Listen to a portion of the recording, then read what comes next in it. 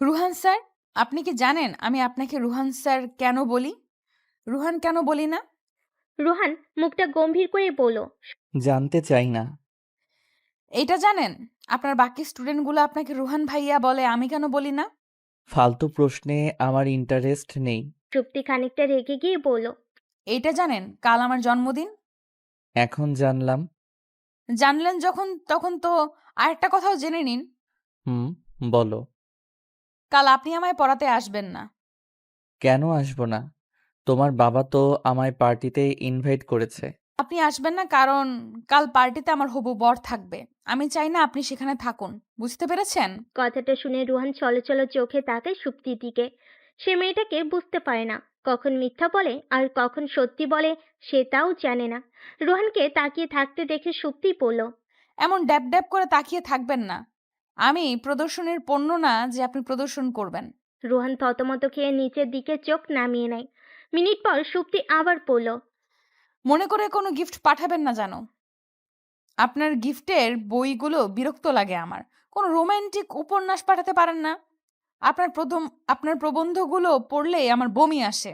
রোহান আবারও সুপ্তির দিকে তাকায়, তবে বেশিক্ষণ তাকায়নি। বলা তো যায় না আবার কখন কি বলে ফেলে। এ মেয়ের মুখে কিছু আটকায় না। সুপ্তি বই বন্ধ করে বলল। এবার আপনি আসুন তো, আমায় শপিংয়ে যেতে হবে। হবু বরের সাথে প্রথমবার দেখা হবে, একটু স্পেশাল। সুপ্তিকে কথা শেষ করতে না দিয়েই রোহান বই বের করে এক গাদা অঙ্ক দেয় সলভ করার জন্য। সে সুপ্তিকে কথা বলার সুযোগ না দিয়েই বলল। অঙ্কগুলোর সমাধান না পেলে কান টেনে ছিঁড়ে ফেলবো।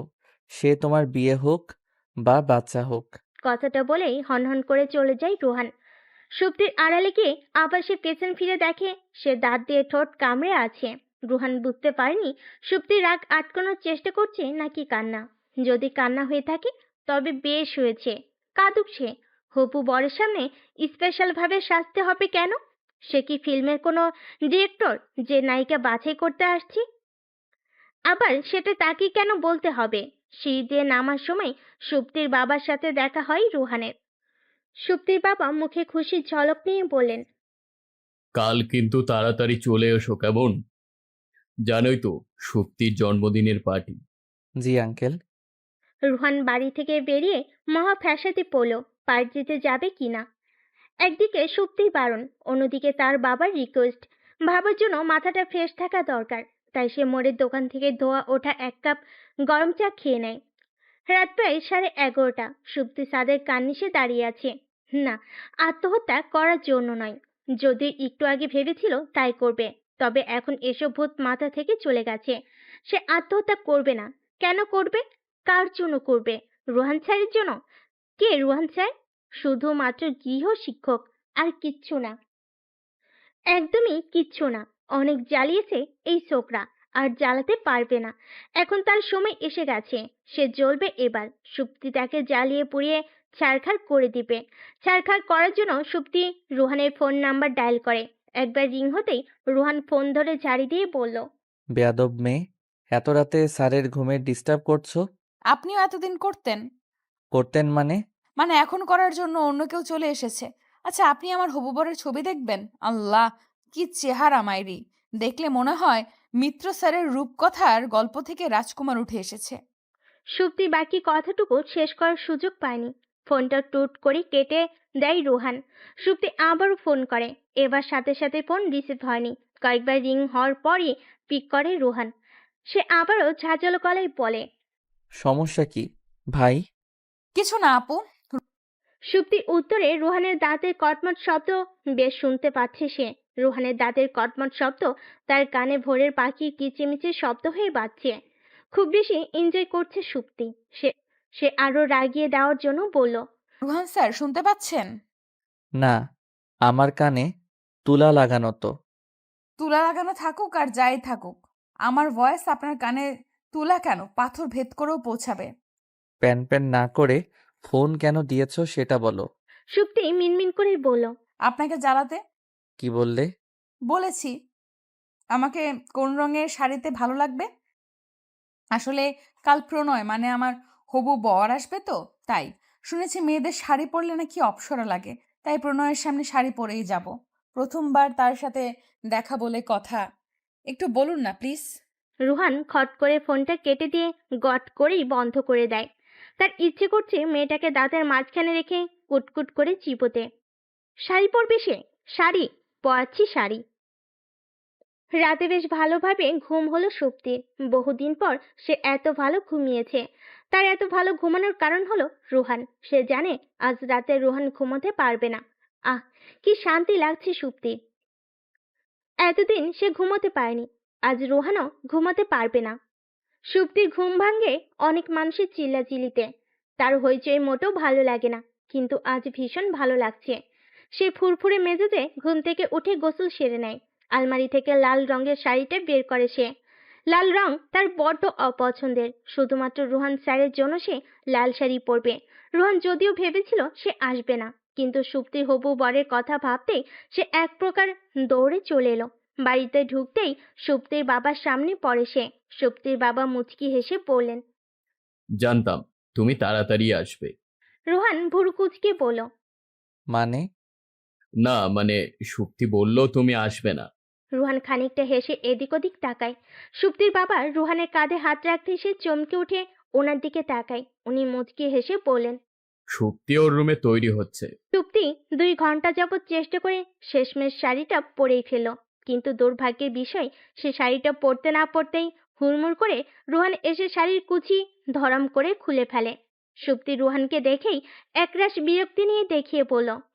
আপনাকে আমি বারণ করেছিলাম আসার জন্য, তারপরও বেহায়ার মতো ধীরে ধীরে করে চলে এসেছেন। রুহান কথা না বলে বিছানার উপর রাখা সবগুলো শাড়ি নিয়ে ওয়াশরুমে চলে যায়। সুপ্তি শাড়িটা কোনো মতে পেঁচিয়ে পেছন পেছন যায়, আর গিয়ে যা দেখে তাতে তার হাতে থাকা শাড়ির কুচির অংশ ঠুস করে পড়ে যায়। রুহান শাড়িগুলো সব একসাথে পানিতে ভিজিয়ে দিয়েছে। ফুঁসতে থাকা সুপ্তির দিকে চোখ যেতেই সে চলে যায় এখান থেকে। ড্রেসিং টেবিলের সামনে থাকা সুপ্তির কাজল আর লিপস্টিকগুলো দিয়ে রুহান আয়নায় রংধনু আঁকতে শুরু করে। এই কাজে রুহান যা শান্তি পাচ্ছে, কাটা কাপড় ধরে টান দিতেই ফুসফুস করে শাড়ির আঁচলটা আলাদা হয়ে যায়। দাঁতের দাঁত চেপে পড়ল। শাড়ি পরার স্বাদ মিটিয়ে দিয়ে গেলাম। কথাটা বলে সে এক মুহূর্তের জন্যও দাঁড়ায়নি। যেমন ভাবে হনহন করে এসেছিল তেমনি হনহন করে চলে গেল। সুপ্তি উঠে বসে হাত পা চড়িয়ে দিয়ে কাঁদতে শুরু করেছে। সুপ্তির কান্না শুনে তার বাবা দৌড়ে আসেন। সুপ্তির এই হাল দেখে তিনি বিব্রত হয়ে মেয়ের পাশে বসেন। ছেঁড়া আঁচলটা তিনি সুপ্তির মাথায় দিয়ে বলেন। কি মিষ্টি লাগছিল শাড়িতে আমার মেয়েটাকে, কিন্তু তার এ হাল হলো কেন? সুপ্তি নাক টেনে বলল। বাবা, তুমি কেন এই উন্মাদ ছেলেটার সাথে আমার পরিচয় করিয়ে দিলে বলো তো? সুপ্তির বাবা অপরাধীর ভঙ্গিতে বললেন। ছেলেটা মোটেও উন্মাদ নয়, একটু অগোছালো। আগে এমনটা ছিল না, 6 বছর আগেও বেশ তরতাজা ছিল। সুপ্তি হাত পা গুটিয়ে নিয়ে ফুলারে বসে বলল। বাবা, এই অগোছালো ছেলেটা কি বোঝে না আমি 6 বছর আগের স্মৃতিগুলোর জন্য বেঁচে থেকেও মরে আছি? সুপ্তির বাবা ঠোঁট উল্টে মাথা নাড়িয়ে বলেন। হয়তো বুঝেও না বোঝার ভান ধরে আছে। আমি তোমাকে কত ভালোবাসি বাবা, সে কেন তার বাবাকে ভালোবাসে না? সে কি জানে না আমি তার বাবাকে পটিয়ে ফেলেছি? উনি কতটা চায় আমি ওনার ছেলের বউ হই। বলেই সুপ্তি হাউমাউ করে কাঁদতে শুরু করলো। তার বাবা মোটেও মেয়ের কান্না সহ্য করতে পারেন না। ওনার স্ত্রী যখন মারা যায় তখন সুপ্তির বয়স 1.5 বছর। শহরের বিখ্যাত ব্যক্তিদের মধ্যে একজন থাকায় বেশি বয়স হলেও কম রূপসী মেয়েদের বিয়ের প্রস্তাব দেননি। শুধুমাত্র মেয়ের দিকে তাকিয়ে তিনি বিয়ে করেননি। তিনি তার বিচার কার্যে যতটা সতর্ক, ঠিক ততটা কনসার্ন ওনার মেয়ের খুশির উপর। মেয়ের খুশির জন্য আকাশের চাঁদ না আনতে পারলেও হাজার চাঁদের আলোতে তাকে ভরিয়ে দেয়। সুপ্তি বাবার সাথে নাক পরিষ্কার করে বলল। বাবা, ছেলেটাকে তুমি খুব কঠিন শাস্তি দেবে, খুব কঠিন। আমাকে যতটা কষ্ট দিচ্ছে ঠিক ততটা।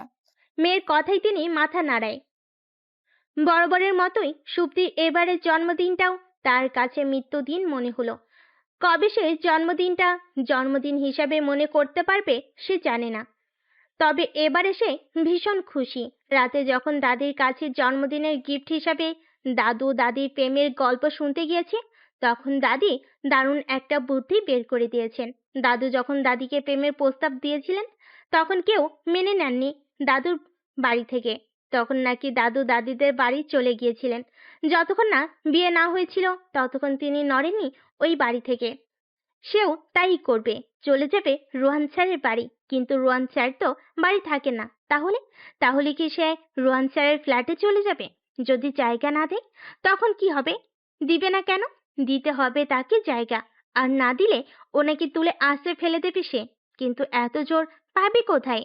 সুপ্তি কখনোই জন্মদিনে খাবার খায় না রোহান স্যারের উপর রাগ করে। তবে আজ খাবে। গাপুস গুপুস করে সব খাবার আছে একাই সাবার করে ফেলবে। মোটা হয়ে গেলেও যা মোটা হয়ে গেলেও খাবে। তাকে যে রোহান স্যারকে আছাড় দিতে হবে। আস্তে আস্তে সে তাকে দুমড়ে মুচড়ে ফেলবে। ভাবতেই পৈশাচিক আনন্দ হচ্ছে তার। দেরি না করে চটপট সে খাবার টেবিলে চলে যায়। তার বাবা তাকে খাবার টেবিলে দেখে হকচকিয়ে ওঠেন। সুপ্তি চেয়ারে বসে পড়ল। বাবা, খাইয়ে দাও তো আজ আমাকে। সুপ্তির বাবা খানিকটা অবাক আর খুশি হলেও তিনি রাগ দেখিয়ে বললেন, খেতে হবে না, চলে যাও এখান থেকে। তোমার রোহান স্যার তো তোমার উইশ করেনি, তাহলে খাবে কেন?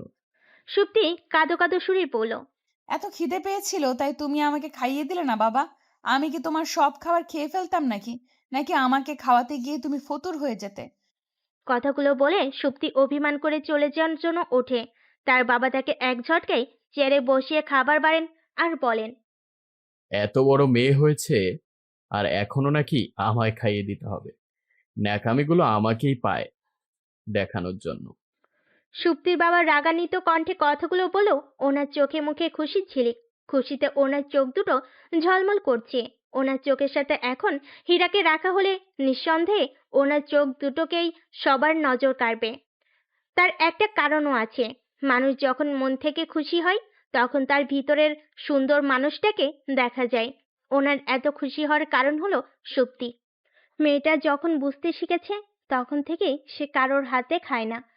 ওনার কোনো কষ্ট না থাকলেও এর জন্য তিনি মনে মনে আফসোস করেন ঠিকই। কিন্তু কম সময় আসে যখন সুপ্তি তার বাবার হাত থেকে খেতে চায়। তখন সে অতিরিক্ত খুশি হয়। তখনই সে তার বাবার হাতে খায়। তিনি জানেন না আজ সুপ্তির এত খুশি হওয়ার কারণ কি। তিনি খুশিতে এতটাই আত্মহারা হয়ে আছেন যে ওনার চোখ দিয়ে গড়িয়ে পানি পড়ছে। সেদিকেও ওনার খেয়াল নেই। সুপ্তি টেবিল থেকে টিস্যু এগিয়ে দিয়ে পড়ল, খবরদার বাবা, একদম কাঁদবে না আমার সামনে। পরে দেখা যাবে কাঁদতে কাঁদতে নাক টানা শুরু করে দিয়েছো। এই শব্দটা কি কত বিরক্তিকর লাগে জানো তুমি? সুপ্তির বাবা সুপ্তির কথায় কান না দিয়ে সুপ্তির জামা দিয়ে ওনার গালের পানি মুছলেন। সুপ্তি জানতো তাই করবেন তিনি, তবু ইচ্ছে করে টিস্যু এগিয়ে দেয় সে। কেন জানি এই ছোট ছোট ঘটনাগুলো ভীষণ ভালো লাগে তার, খুব এনজয় করে। সাথে তার বাবাও, সেজন্যই সে একই ঘটনাগুলো রিপিট করে। ভালো লাগে বাবাকে একটু সুখ দিতে। রোহান দরজা খুলে ভূত দেখার মতো চমকে ওঠে। একটু পাতলা থাকলে হয়তো দেখা যেত এক লাফে কেমন করে ফ্যানের সাথে লটকে যেত। কিন্তু তা সম্ভব না হলেও সে ভীষণ ভালোভাবে ঘাবড়ে গেছে তা সুপ্তি বেশ বুঝতে পেরেছে। রোহানের ইচ্ছে করছে ঠাস ঠাস করে কয়েকটা থাপড় বসিয়ে দিতে সুপ্তির গালে। পালানোর জন্য আর কোনো জায়গা পেল না। এখানে কেন আসতে হবে? সে কি তার প্রেমিক? রোহানের রাগ তার গাল দুটোর দেখেই বুঝতে পারছে সুপ্তি কেমন টকটকে লাল বর্ণের হয়ে যাচ্ছে ধীরে ধীরে।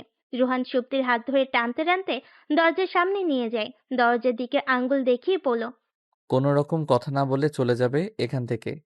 যার জন্য পালিয়ে এসেছো তার কাছে যাও। আমি তোমায় জায়গা দিচ্ছি না। সুপ্তি কাঁদো কাঁদো চেহারা পানিয়ে বলল, আপনি বুঝতে কেন পারছেন না? সে এখন নেই এখানে, ঢাকা আছে সে। সে যে মস্ত বড় ব্যবসায়ী। কথাটা শুনে যেন রোহানের রাগ খানিকটা বেড়ে গেল। ছুঁড়ে বাইরে ফেলে দিল সুপ্তিকে। একটুর জন্য পড়ে যায়নি সুপ্তি। সে হনহন করে আবার আগের জায়গায় ফিরে এসে বলল, আপনি যদি আমাকে বের করে দিন তাহলে জানেন কি করব আমি? জানতে চাই না, জাস্ট গো। রোহানের ধমকানিতে কানে হাত দেয় সুপ্তি। কানে হাত দিয়েই সে বলল, মধু কি বেশি খেয়েছিলেন ছোটবেলায়? বিল্ডিং এ নিশ্চয়ই ছোটখাটো ভূমিকম্প হয়ে গেছে। গিয়ে দেখে আসবো সব ঠিক আছে কিনা। না, ধন্যবাদ। তুমি যাও এখন। হয়ে গেছে, গিয়ে দেখে আসবো সব ঠিক আছে কিনা। না, ধন্যবাদ। তুমি যাও এখন। আমি যাব না এখন। যেতে তো তোমাকে হবেই। না গেলে কি করবেন আপনি? আমি আপনার পারমিশন নিয়ে আসিনি এখানে, আর আপনার পারমিশনে যাবও না। লে হালুয়া, আমার বাড়িতে আমার পারমিশনের দরকার নেই। এটা কি সরকারি ফ্ল্যাট মনে হয়? না, একদমই না। দেখো সুপ্তি, তুমি চুপচাপ চলে যাও এখান থেকে। আদারওয়াইজ খুব খারাপ হবে। কি খারাপ হবে? যখন কানের নিচে কয়েকটা পড়বে তখন বুঝতে পারবে। আপনি জানেন আমি এখন কি করব? রুহান বিরক্ত হয়ে পড়ল। কি করবে? আপনি যদি আমাকে বের করে দিন তাহলে আমি চেঁচিয়ে সবাইকে জড়ো করব। তারপর সবাইকে বলে বলে বেড়াবো আমাকে বাড়ি থেকে উঠিয়ে নিয়ে এসে এখন আর জায়গা দিচ্ছে না। সুপ্তির কথায় রুহানের চোখ দুটো বাতাবি লেবুর মতো খানিকটা বড় হয়ে গেল। কি ভয়ঙ্কর মেয়ে! এত বড় মিথ্যে কেউ বিশ্বাস করবে না। আমি বললে ঠিক করবে। রুহান খুব ভালো করে জানে সুপ্তি বিশাল মিথ্যাবাদী। সে অনায়াসে বড় বড় মিথ্যা বলে হজম করে ফেলতে পারে। রুহান মনে করে সুপ্তির মিথ্যা কথা শুনে হয়তো কোনো একদিন আকাশে গর্ত হবে, আর সেই গর্তটিতে গড় করে তার উপর সৃষ্টিকর্তার গজব নাজিল হবে। না হলে হয়তো দেখা যাবে তার বানানো গল্প শুনে কবিগুরু স্বর্গ থেকে নেমে এসে তাকে উঠিয়ে নিয়ে যাবে ইতিহাস রচনা করার জন্য। কিন্তু ১.৫ বছরে সে এমন কিছু ঘটাতে দেখেনি। আপনি কোথায় হারিয়ে গেলেন রুহান স্যার? রুহান ভাবনার সমুদ্র পাড়ি দিয়ে পড়ল। হারাতে দিলে কোথায়? রুহান তার কাজে চলে গেলে সুপ্তি তার বাবাকে ফোন করে। অনেকক্ষণ চেষ্টা করেও তার বাবাকে ফোনে পাওয়া যায়নি। কিছু সময় পর তার বাবা ব্যাক করে পড়ল। সরি মা, আমি কাজে ছিলাম। সুপ্তি অভিমানী সুরে পড়ল। কাজ তো থাকবেই। আমি ফোন করেছি তো। আচ্ছা বলো তো, তোমার একমাত্র সন্তান তো আমি, তাই তোমার সব টাকা পয়সাও আমার পাওয়ার কথা, তাই না? হুম। তাহলে আমি রুহান স্যারকে বিয়ে করার পর কোনো কাজ করতে দেব না। তোমার টাকায় আমাদের টোনাটুনি সারা জীবন চলে যাবে। কথাটা বলে সুপ্তি ফোন কেটে দেয়। যদি ফোনে থাকতো তাহলে তার খুব রাগ হতো এখন, কারণ সে জানে এখন তার বাবা তাকে বড় বড় বাণী শোনাবে। বাণী না শোনার জন্য তার আসল কথাই বলা হয়নি, তাই মেসেজে জানিয়ে দেয় কাল তার বরকে নিয়ে আসছে সে। রোহান বাড়ি ফিরে সন্ধ্যার পর এসে সুপ্তিকে বলল। জানো সুপ্তি, তোমার বাবা তোমাকে একদম ভালোবাসেন না। আপনাকে কে বলেছে আমার বাবা? কেউ বলেনি। তাহলে বুঝলেন কি করে? তুমি বাড়ি থেকে পালিয়ে এসেছো আর তোমার বাবা কেমন নিশ্চিন্তে বাড়ি বসে আছে। সেটা আপনি কি করে জানলেন? আমি তোমাদের বাড়ি গিয়েছিলাম বিকেলে, তো তোমায় পড়ানোর কথা। তখন উনাকে দেখে একদম মনে হয়নি উনি তোমার জন্য কোনো টেনশনে আছেন। সুপ্তি রেগে বলল। সুপ্তি কথাটা শুনে এক ছুটে বাথরুমে চলে যায়। তার কারণ সে এখন খুব হাসবে। পেট ফেটে হাসি আসছে তার। আর সুপ্তি কখনো কথা আর হাসি আটকে রাখতে পারে না। কিছুক্ষণ পর সে বের হয়ে দেখে রোয়ান হতভম্ব হয়ে দাঁড়িয়ে আছে। সুপ্তিকে বের হতে দেখে সে সামনে গিয়ে বলল। তুমি ঠিক আছো সুপ্তি? রুহানের কথা শুনে সে আবার হাসতে শুরু করলো। এতে রুহান আরেকটু বেশি হতভম্ব হয়ে গেল। সে তো হাসি কিছু বলেনি, তাহলে সুপ্তি কেন হাসছে? মেয়েটা পাগল হয়ে যায়নি তো? তাহলে তো তার মস্ত বিপদ। পাগল মেয়ের সাথে থাকলে যে কোনো সময় সে পাগলামি শুরু করতে পারে। তার এখন কেটে পড়া উচিত। আজ সে কিছুতেই থাকবে না এখন, কিছুতেই না। কিন্তু রুহানের টেনশন লজ্জায় পরিণত হলো যখন সে জানতে পারলো সুপ্তির বাবা জানতো সুপ্তি রুহানের সাথে আছে। সুপ্তি রুহানকে বলে দিয়েছে সে তার বাবাকে বলেই পালিয়েছে, আর পালিয়ে কোথায় এসেছে তাও বলে এসেছে। রোহান লজ্জায় আর কখনোই সুপ্তির বাবার সামনে যেতে পারবে না, কারণ সে সুপ্তির বাবার সামনে নিখুঁত অভিনয়ের মাধ্যমে জানিয়ে এসেছে সে সুপ্তির পালানোর ব্যাপারে কিছুই জানে না। এখন রোহান বুঝতে পারছে কেন তখন সুপ্তির বাবা মিটমিট করে হাসছিল।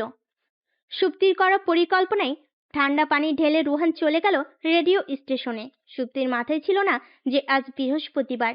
বৃহস্পতিবার আর শুক্রবার রুহান রাতে রেডিওতে অনুষ্ঠান করে, তাই সুপ্তির আর বিয়ে করা হলো না। কত নিখুঁত একটা পরিকল্পনা ছিল তার। রাতে বাবা কাজী নিয়ে হাজির হতো আর সে রুহানের বউ হতো। তখন দেখতো কেমন করে ব্যাটা পালায়, কিন্তু তার আর দেখা হলো না। পৃথিবী ভর্তি কষ্ট নিয়ে সে রাতে ঘুমোতে যায়। রুহানের বিছানায় শুতেই তার সব কষ্ট উধাও হয়ে গেল। বিছানায় কি কষ্ট গায়েব করার মেডিসিন রেখে গিয়েছে রুহান। পরদিন সকালে রুহান যখন বাড়ি ফিরল তখন তার অবস্থা শোচনীয়। সারা বিল্ডিং তন্ন করে খুঁজেও সুপ্তিকে কোথাও খুঁজে পাওয়া যায়নি। পঞ্চমবারের মতো সে ছাদ থেকে নেমে এলো। না, নেই মেয়েটা। গায়েব হয়ে গেছে নাকি? গায়েব করে দেওয়া হয়েছে? রুহানের চিৎকার করে কাঁদতে ইচ্ছে করছে, কিন্তু ছেলেদের যে কাঁদতে নেই এইভাবে। চিৎকার করতে না পারলেও চোখ দিয়ে গড়গড় করে গাল বেয়ে পানি পড়ছে, হয়তো কয়েক ফোঁটা পানি টপ করে মেঝেতেও পড়ছে। সে ছেলে হলো কেন? কেন নিজের অনুভূতিগুলো প্রকাশ করতে পারে না? কেন পাগলামি করতে পারে না সুপ্তির মতো করে? একটিবারের মতো ফিরে আসুক, আর কখনো দূরে যেতে দেবে না, কখনোই না। রুহানের অসার শরীরটা ধীরে ধীরে নেতিয়ে যাচ্ছে, হাঁটু ভেঙে বসে পড়েছে ফ্লোরে। তখনই সুপ্তি টিফিন কেরিয়ার ঝোলাতে ঝোলাতে রুমে আসে। রুহানকে হাঁটু গেড়ে বসে থাকতে দেখে সুপ্তি বলল, আপনার কি খুব খিদে পেয়েছে নাকি হাঁটুতে ব্যথা করছে? স্তব্ধ রুহানকে চুপ থাকতে দেখে সুপ্তি আবারও বলে ওঠে, আপনার নিশ্চয়ই ভীষণ খিদে পেয়েছে, তাই না রোহান স্যার? আপনি তো খিদের চোটে কথাও বলতে পারছেন না।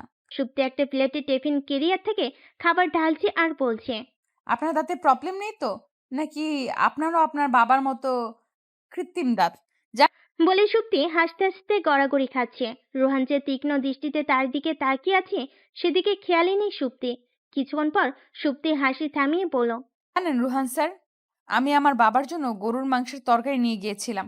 ওনাকে বেড়ে দিতেই উনি দেখি ওনার দাঁত খুলে হাতে নিয়ে আসছেন। আপনার দাঁতও কি এমন নাকি? সুপ্তি কথা শেষ করে আবারও হাসতে শুরু করে। সুপ্তির ভুবন কাঁপানো হাসিতে রুহান উঠে দেয়, সুপ্তির সামনে গিয়ে গালে হাত দিয়ে ছলো ছলো চোখে তাকায় রুহানের দিকে। ফুপিয়ে ফুপিয়ে কান্না আসছে তার। হাত থেকে কখন যে খাবারের প্লেটটা পড়ে গেছে সেদিকেও খেয়াল নেই। কেউ একজন বলেছিল মেয়েরা নাকি ছেলেদের সব যন্ত্রণার কারণ। তিনি বেঁচে থাকলে সুপ্তিকে দেখে নিশ্চয়ই ওনার কথা তুলে নিয়ে বলতেন, ছেলেরাই প্রকৃত পক্ষে মেয়েদের যন্ত্রণার কারণ। কথাটা মনে মনে উচ্চারণ করে 1 মিনিটও দাঁড়ায়নি সুপ্তি। গাল ঘষতে ঘষতে চলে যায় সে। পেছনে তাকায় উনি। পেছনে তাকালে হয়তো দেখতো লাল চোখের মানুষটা হাত মুঠ করে দাঁড়িয়ে তার দিকে অপলক তাকিয়ে আছে। রুহানের সাথে সুপ্তির দেখা হয় না বেশ কদিন ধরে। রুহান আর পড়াতে আসে না, সুপ্তিও তার সাথে যোগাযোগ করার চেষ্টা করে না। অভিমানী সুপ্তি রুহানকে বিরক্ত করতে চায় না। সেদিন মারের কি দরকার ছিল? না হয় সে তার হবু শ্বশুরের জন্য রান্না করেছিল, তার জন্য মারতে হবে কেন? সে ভালোবাসে না তার বাবাকে, সুপ্তি কেন তার শ্বশুরকে ভালোবাসবে না? রুহানও বড্ড জেদি। বাড়ি এসে সুপ্তিকে না দেখে তার কেমন লেগেছিল সেটা কেন বুঝেনি সে? সুপ্তি তো তাকে ধন্যবাদ জানানো উচিত ছিল। যা রাগ হয়েছিল তাতে একটা থাপ্পড় কম পড়ে গেছে। ভীতু মেয়ে কোথাকার, এক থাপ্পড় খেয়ে পালিয়ে যায়, আর সে নাকি আমার সাথে সারা জীবন থাকবে। বাহ, অসাধারণ জোকস। মন খারাপ থাকলে সুপ্তি ছাদের কার্নিশে দাঁড়িয়ে থাকে আর ভাবে সে আজকে আত্মহত্যা করে ফেলবে, চলে যাবে সবাইকে ছেড়ে ছুড়ে। কিন্তু কখনোই যাওয়া হয় না। আজও সুপ্তি সেখানেই দাঁড়িয়ে। আজ সে লাফিয়ে পড়বে নিশ্চিত, চলে যাবে না ফেরার দেশে। একেবারের জন্য হলেও সে চলে যেতে চায়, গিয়ে দেখতে চায় রোহান স্যার তখন কি করে। যখন রোহান স্যার সুপ্তিকে খুঁজে খুঁজে মরবে, তখন সে ভূত হয়ে তার ঘাড় মটকে দেবে, ভয় দেখিয়ে ফেলে দেবে করিম চাচার সিঙ্গারা বানানোর গরম তেলে। গভীর রাতে যখন সে একা একা পথ চলবে, তখন সাদা কাপড় সে সামনে হাজির হবে। ভয় পেয়ে প্যান্ট ভিজিয়ে ফেলবে রুহান স্যার। উফ, ভাবতেই পৈশাচিক আনন্দ হচ্ছে সুপ্তি। পৈশাচিক শব্দটা মনে হতে শিউরে উঠল সুপ্তি। সে সত্যি সত্যি ভূত হবে, তারপর সাদা কাপড় পরে ভয় দেখাবে যাদেরকে সে সহ্য করতে পারে না। কিন্তু সাদা কাপড় পাবে কোথায়? তা তো ভাবেনি। মহা ফ্যাসাদে পড়ল সুপ্তি। সাদা কাপড় যদি না পায় তাহলে তো ভয় দেখাতে পারবে না। যদি সত্যিই না পায় তাহলে তার রুমের জানালার কার্টেন চুরি করবে। কোনোদিন কাউকে না বলে কোনো জিনিস হাত দেয়নি সুপ্তি। বজ্রের রোহানের জন্য তাকে মরার পরও চুরি করতে হবে। দুঃখে কষ্টে কান্না পাচ্ছে সুপ্তির, কিন্তু সুপ্তি কাঁদবে না। চোখ দিয়ে এক ফোঁটা পানিও সে ঝরতে দেবে না। কিন্তু বাতাস তার সাথে রাগ করেছে, তাই খুব জোরে বাতাস আসায় তার লম্বা চুল চোখে ছিটকে পড়ে, আর সাথে সাথে চোখ চুলকিয়ে পানি গড়িয়ে পড়ল। খুব রাগ হলো সুপ্তির। কালি চুলগুলো কেটে ফেলবে সে। তার জন্য তো তাকে পার্লারে যেতে হবে, আর পার্লারে যাওয়ার জন্য তাকে বেঁচে থাকতে হবে। তার মানে আজও সে পারবে না আকাশে উড়ে যেতে। রাগে চুলগুলো ছিঁড়ে ফেলতে ইচ্ছে করছে সুপ্তি। চুল ছিঁড়ে ফেলার কথা মনে হতেই সুপ্তির বুকটি কেঁপে উঠল। মনে পড়ে গেল তার ছেলেবেলার কথা। তখন সে সবে 11তে পা দিয়েছে, 11তেই তার প্রথম দেখা হয় রুহানের সাথে তার বাড়িতে। রুহান তখন ছেলে মানুষ, কিশোর। সুপ্তির বড় বড় বিনুনি দুটো ধরে সে টেনে দিত। সুপ্তির রাগে ইচ্ছে করত রুহানের চুলগুলো টেনে ছিঁড়ে ফেলতে, কিন্তু রুহানের মাথায় তখনও হাতে মুঠ করে ধরার জন্য চুল হয়নি। তাই অপরক সুপ্তি শুধু নাক টানতো আর চোখের পানি মুছতো। রুহান ভেবেছিল সুপ্তি বিয়ের প্রস্তাব শুনে দৌড়ে এসে তাকে জড়িয়ে ধরে চুমুতে ভরিয়ে দেবে, কিন্তু এমন কিছু হলো না। না হয় সে ভাবলো হয়তো তার বাবা সামনে আছে বলে এমন কিছু হয়নি। কিন্তু বাবা চলে গেলেও সুপ্তির মুখটা গম্ভীর করে চলে গেল নিজের রুমে। রোহান পিছু পিছু গিয়ে দেখে সুপ্তি বসে বসে নখ কামড়াচ্ছে।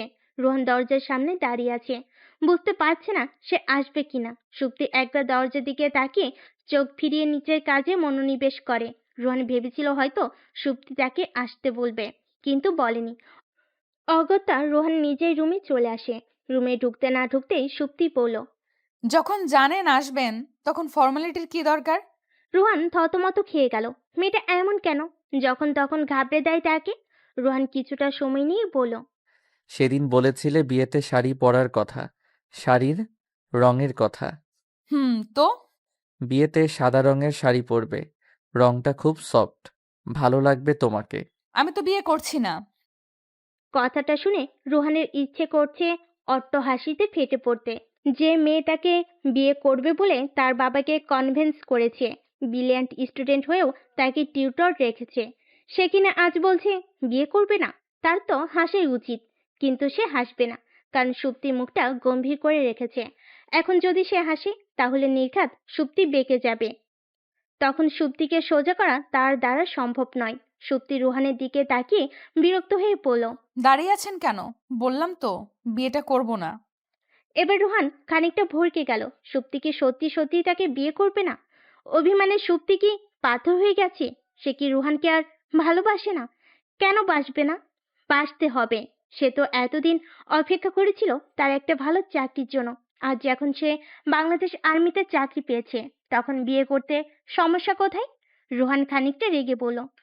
কেন করবে না? বিয়ের আগেই আমার সাথে থাকতে চলে যেতে পারো, আর বিয়ে করতে পারো না? কথাটা মুখ থেকে বের হতেই সুপ্তি বাতাসের বেগে তার সামনে এসে তার গালে চড় বসিয়ে দেয়।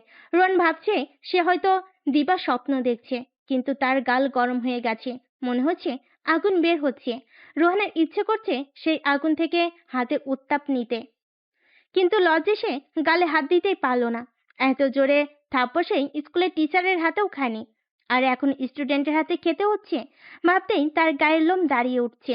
বিয়ের আগে গায়ে হাত, বিয়ের পর দেখা যাবে তাকে প্রতিবন্ধী হয়ে থাকতে হবে, কারণ এখনকার মেয়েরা স্বামীর গায়ে হাত তুলতে ভাবে না।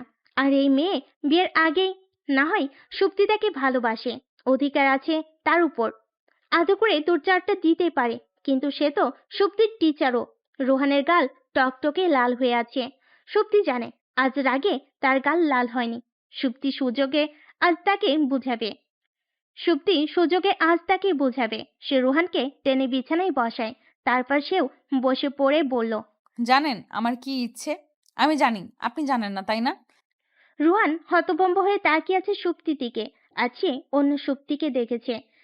আগে সে ছেলে মানুষ সুপ্তিকে না, অন্য একটা সুপ্তি। সুপ্তি আবারও বলতে শুরু করলো। চোখের পলক ফেলে নিন রুহান স্যার। এইভাবে তাকিয়ে থাকলে রোবট ভেবে ভুল করব। আর শুনুন, আমার ইচ্ছে হলো আমি প্রেম করে বিয়ে করব। বিয়ের পর ঘর সংসার আর বাচ্চা কাচ্চা সামলাতেই বুড়ি হয়ে যাব। তখন আর প্রেম করা হবে না, আর এখনো হচ্ছে না, যার দরুন আমি বিয়ে করতে পারছি না। রোহান বিরক্ত হয়ে বলল। আমাদের প্রেম হলো না কোথায়? সেই কবে থেকে আমি তোমাকে চিনি। আর আর কি? কিছুই না। আপনি বলুন, কখন প্রেম হয়েছে? আপনি কখনো আমার জন্য পাঞ্জাবি পরে একটি তোমার জন্য, নাকি কখনো রিকশায় করে শহর ঘুরিয়ে দেখানোর সময় হাত চেপে ধরে দুষ্টুমি করেছেন, কিংবা পড়ানোর সময় পা দিয়ে আমার পা ছুঁয়ে দিয়েছেন, হঠাৎ করে গালে চুমু এঁকে আমাকে চমকে দিয়েছেন কখনো? না, দেননি। তাহলে কোথায় প্রেম হলো? সুপ্তির কথায় রোহানের মুখটা হা হয়ে গেছে। সে বনে চলে গেছে, মাথাটা ঘুরছে, হাত দিয়ে চেপে ধরছে, ইচ্ছে করছে তা না হলে সে পড়ে যাবে। কোথায় পড়বে সে? বিছানায়, ফ্লোরে, নাকি সুপ্তির কোলে? কিন্তু সুপ্তি তাকে পড়ার সুযোগ দেয়নি। তার আগে সে জিজ্ঞেস করে, আপনি পানি খাবেন রুহান স্যার? রুহানের ভীষণ ইচ্ছে করছে পানি খেতে। তার বড্ড পিপাসা পেয়েছে। ৭ সমুদ্রে শুকিয়ে যাবে সে যদি পানি খায় এখন। তাই নাবোধক মাথা নাড়ায়। সুপ্তি যথারীতি বলতে শুরু করে, যতদিন আমাদের প্রেম না হচ্ছে ততদিন আমি বিয়ে করছি না, বুঝেছেন? বুঝে থাকলে উঠুন আর যান এখান থেকে। রোহান দুলতে দুলতে দরজার কাছে যায়, আবারও ফিরে আসে। ফিরে এসে বলল, এক গ্লাস পানি দাও তো সুপ্তি। গলাটা শুকিয়ে আসছে মনে হচ্ছে। পেটের ভেতর খরা বইছে। সুপ্তি পানির জগটা রোহানের হাতে ধরিয়ে দেয়। রোহান ঢকঢক করে জগটা খালি করে বেরিয়ে পড়ে। ২ দিন হলো রোহান স্যার বেপাত্তা। তার কোনো খোঁজ নেই। সুপ্তির বাবা ভীষণ চিন্তিত। মেয়ের উপর খানিকটা রাগান্বিত। কেন ছেলেটাকে এভাবে ঘাবড়ে দিল? বেচারা নিশ্চয়ই মানসিক চাপে আছে। না জানি বিয়ের পর কত শতবার তাকে সাইকোলজিস্টের কাছে যেতে হয়। ওনাকে আরো চিন্তিত করে দিয়ে একটা ছেলে এক প্যাকেট ফল আর একটা চিঠি পাঠায়। সেখানে বিভিন্ন সিজনের বিভিন্ন রকমের ফল আর বেশ তরতাজা। উনি চিঠিটা হাতে নিয়ে চমকে ওঠে। সুপ্তিকে কেউ চিঠি পাঠাতে পারে তা ওনার কল্পনার বাহিরে। চিঠির কথা শুনে সুপ্তি বাইরে এসে চমকে ওঠে। এক গাদা ফল কেউ কেন তাকে পাঠাতে যাবে? এটা কারোর দেওয়া জন্মদিনের উপহার নয় তো? হতে পারে উপহার আসতে আসতে দেরি হয়ে গেছে। হতে পারে উপহার আসতে আসতে দেরি হয়ে গেছে, কিন্তু ফলগুলো দেখে মনে হয় না অনেকদিন আগের। তাই দেরি না করে সুপ্তি আগ্রহের সাথে চিঠি খুলে পড়তে শুরু করে। সুপ্তি, তুমি প্রেম করতে চাও, আমি তা জানি। আর ধরে নাও এই চিঠিটা আমাদের প্রথম প্রেমপত্র।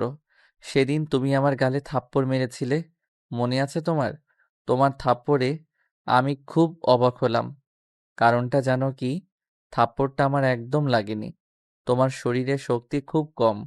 আরো শক্তিশালী হতে হবে তোমায়। আমি কিছু ফলমূল পাঠিয়েছি তোমার জন্য। তুমি নিয়মিত ফল খাবে কিন্তু বেশি বেশি খাবে। আর হাতের নখ একদম কাটবে না, যেন পরের বার আরো গভীর ক্ষত সৃষ্টি হয় রুহান। সুপ্তি নাক পরিষ্কার আর চোখের পানি মুছে এক বক্স টিস্যু শেষ করে দ্বিতীয় বক্সে হাত দেয়। রাগে তার শরীর কাঁপছে। যদি রোহান সামনে থাকতো তাহলে হয়তো তাকে সে মেরে ফেলতো। চিঠিটা ইচ্ছে করছে টুকরো টুকরো করে ভিন্ন ভিন্ন নদীতে ফেলে দিয়ে আসতে, কিন্তু প্রথম প্রেম পত্র হয়, সে তা করতে পারছে না। সুপ্তি কি রোহানকে বলেছিল চিঠি দেওয়ার কথা? কেন সে চিঠিটা দিল? আর যদি সে চিঠি না দিত তাহলে সুপ্তি আবেগে আপ্লুত হয়ে বারবার চিঠি পড়তো না, সারাক্ষণ চিঠির দিকে তাকিয়ে থাকতো না। আর তার সিঁড়ি থেকে পড়ে পাও ভাঙতে হতো না। এখন তাকে ঘরে বসে ডেটিং করতে হচ্ছে। ভাবতে সুপ্তির ইচ্ছে করছে ভ্যাউ ভ্যাউ করে কেঁদে ফেলতে, কিন্তু সে তার মন মতো কাঁদতেও পারছে না। তার বাবা স্ট্রিক্টলি বলে দিয়েছে যদি তার কান্নার আওয়াজ তার বাবার কানে যায় তাহলে তাকে বাড়ির বাইরে বসিয়ে দিয়ে আসা হবে। তার বাবাও কেমন দিন দিন নিষ্ঠুর হয়ে যাচ্ছে। রোহান অর্ধেক উঠে হাঁপাচ্ছে। ইচ্ছে করছে পাইপটা ছেড়ে দিতে, তারও হাত পা ভাঙুক। তখন সেও সুপ্তিকে বলবে লুকিয়ে চুরিয়ে দেওয়াল টপকে পাইপে তার সাথে দেখা করতে। যখন তার বাবা জানি সব, তখন লুকিয়ে লুকিয়ে কেন দেখা করতে হবে? এক গ্লাস পানি খেতে পারলে ভালো হতো। রোহান পানি খেতে পারেনি ঠিকই, তবে মশার কামড় খেয়ে তার হুঁশ আসে। আর যখন হুঁশ ফিরে তখন ভয়ঙ্কর একটা কথা তার কানে আসে। নিচ থেকে কেউ একজন চেঁচিয়ে বলে উঠল, স্যার, আপনি কি ঘুমিয়ে পড়েছেন নাকি ভাবিকে ভয় পাচ্ছেন? রুহানের ইচ্ছে করছে এক্ষুনি নেমে গিয়ে তার জুনিয়র কলিগটাকে পাশের ডোবা থেকে চুবিয়ে আনতে। তাহলে তার মন হালকা শান্তি পেত। কিন্তু তার অবস্থা এখন কাদায় পড়া হাতির মতো। না সে কিছু বলতে পারছে, না হজম করতে পারছে। বহু কষ্টে সে বেলকুনি পর্যন্ত আসতে সক্ষম হয়। কাল সে মসজিদে গিয়ে ২ রাকাত নফল নামাজ আদায় করবে। ধীর পায়ে সে পাশের রুমে যায়। অন্ধকার রুম থাকায় সে ফোন বের করা মাত্রই তার মাথায় ভারী কিছু আঘাত পায়। মাগো বলে চিৎকার করতেই আরো কয়েকটা কিল ঘুষি তার পিঠে পড়ে। সুপ্তির বাড়ির কাজের মেয়েটা চোর বলে চিৎকার করছে আর রোহানকে পেটাচ্ছে। সুপ্তির গভীর ঘুম না ভাঙলেও পাশের রুম থেকে তার বাবা চলে আসেন।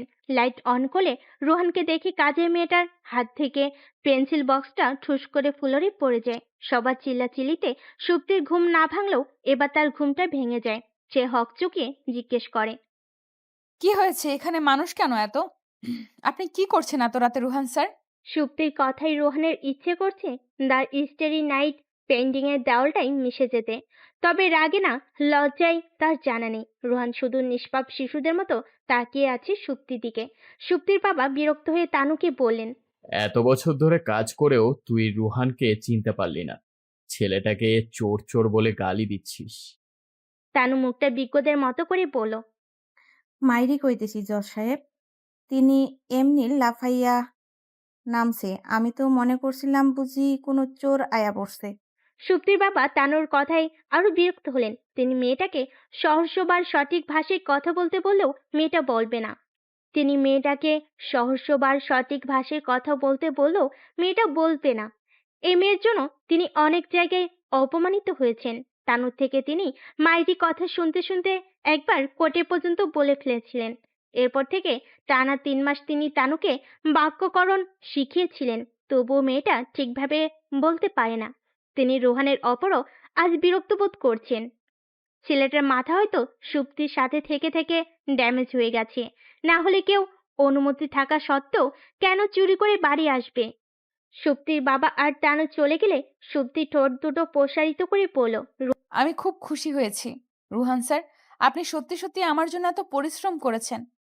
I am really impressed. এখন তোমারও উচিত আমাকে ইমপ্রেস করা, খুশি করা।